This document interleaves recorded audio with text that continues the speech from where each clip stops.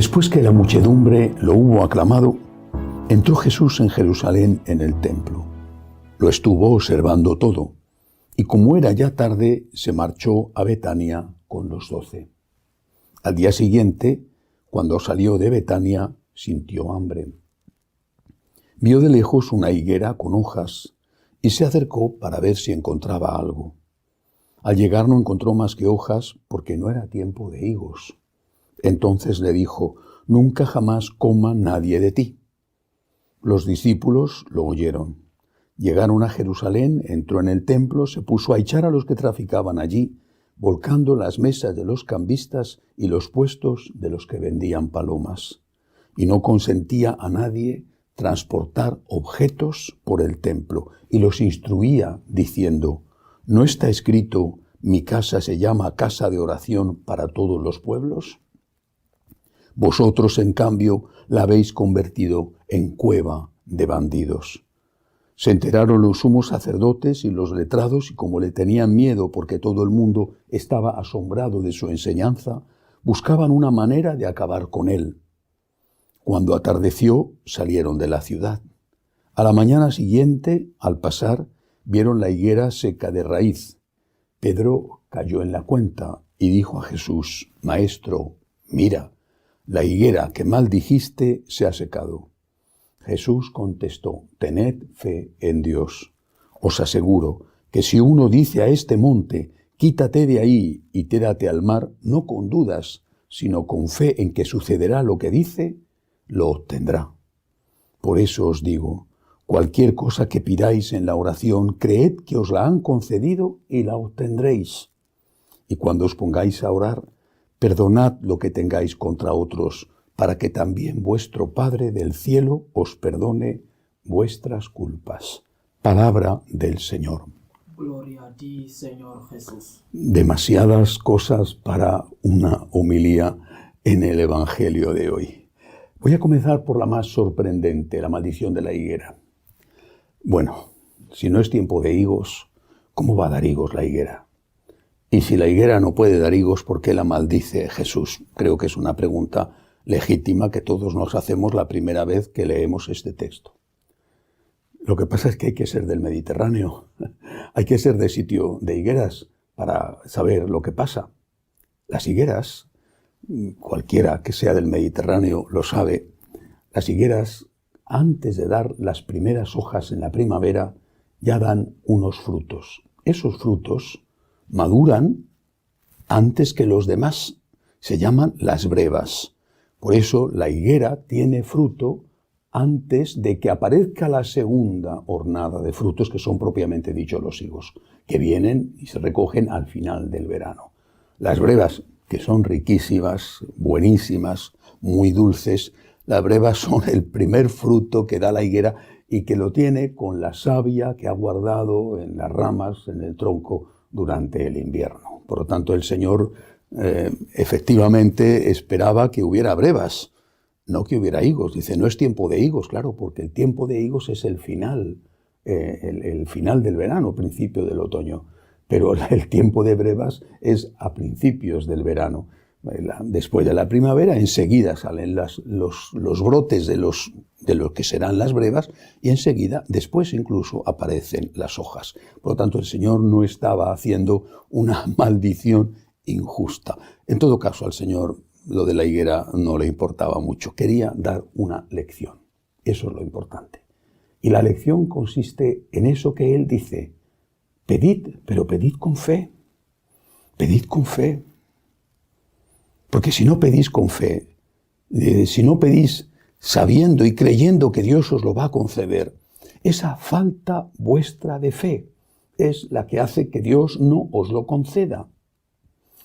Me contaban hace años una historia, un motorista, un chico joven con una moto. Bueno, se le paró la moto, tenía un problema, intentaba arrancarla, no había forma, no había manera. Y una viejecita que pasaba por allí le vio apurado y le dijo: «Mire usted, joven, vamos a rezar una oración y ya verá cómo le arranca la moto». Entonces la viejecita empezó a rezar la oración y la moto arrancó. Lo sorprendente fue que la viejecita dijo: si no lo veo, no lo creo. La moto arrancó en el chiste, pero lo que importa es que la viejecita no tenía fe. ¿Cuántas veces hemos rezado sin fe? ¿Cuántas veces hemos pedido más por si acaso que sabiendo que el Señor nos lo va a conceder? Por lo tanto, hagamos bien nuestra parte. Nuestra parte consiste en tener fe en que Dios nos escucha. No es lo único que hace falta. El Señor lo dice, ya lo decía el profeta Isaías y lo repitió Jesús.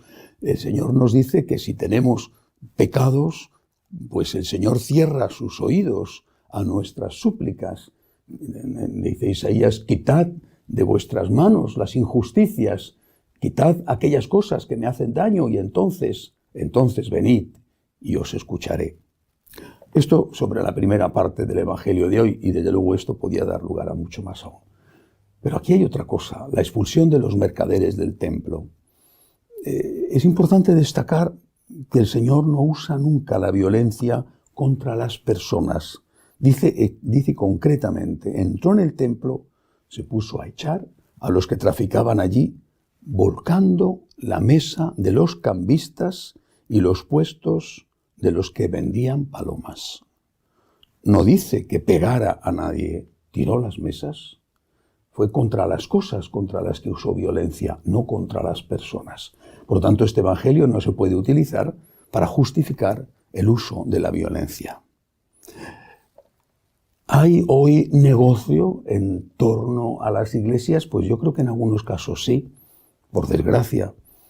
Ahí están los escándalos que de vez en cuando aparecen demasiado frecuentemente, aparecen en los periódicos sobre inversiones del Vaticano o sobre inversiones de algunas diócesis.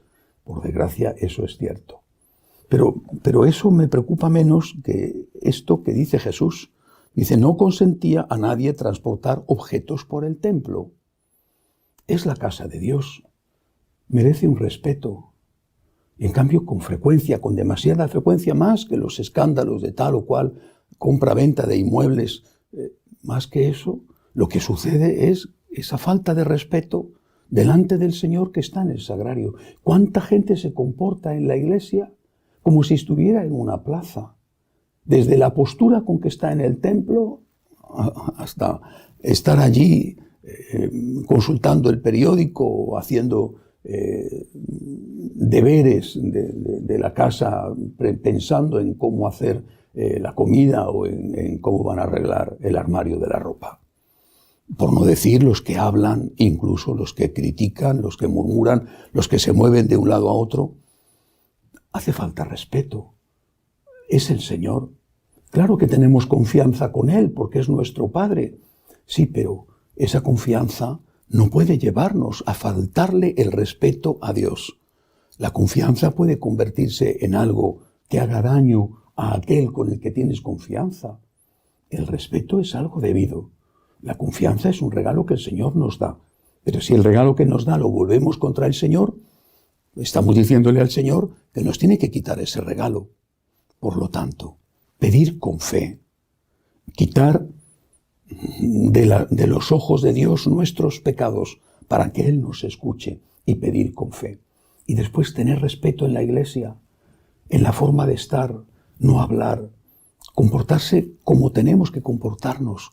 Estamos delante de Dios, estamos delante del Señor, estamos en un lugar sagrado, no es cualquier sitio. Hay muchos sitios para hablar, pero ahí, en la iglesia, estamos delante de Dios y tenemos que comportarnos de una manera adecuada. Que así sea.